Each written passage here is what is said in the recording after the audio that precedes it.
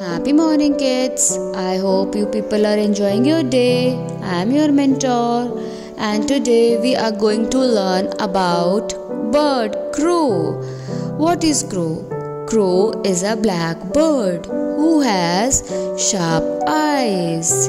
The crow likes to eat worms and rubbish, which helps the environment keep it clean.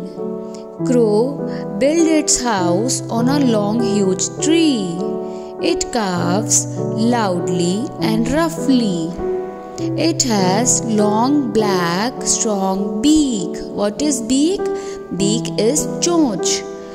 The bird is very clever and cunning. Cunning क्या होता है? Cunning who is super smart.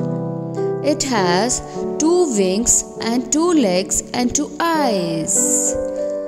Thank you. I hope you like the video. Enjoy your day fully.